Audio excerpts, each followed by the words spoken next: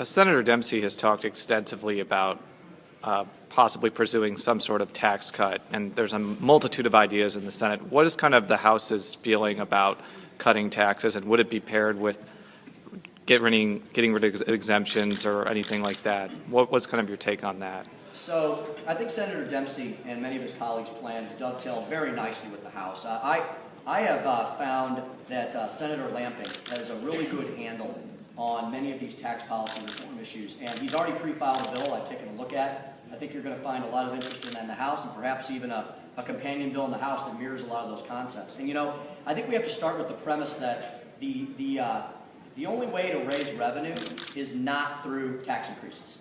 And I think to think that is the only presumption, that the only way we can increase revenue in the state is by tax increases is largely naive about economics in general. Year to date, year to year, last year to this year, tax revenue in this state has increased. And some would argue, based upon where we have been, it's increased significantly. I would like to remind you all, we haven't raised a single tax in the state. We've actually cut them. So pro-jobs, pro-growth policies is what ultimately helps increase revenue the most. So the Missouri House has always been willing to lower the tax burden on Missouri's families and small businesses and farmers.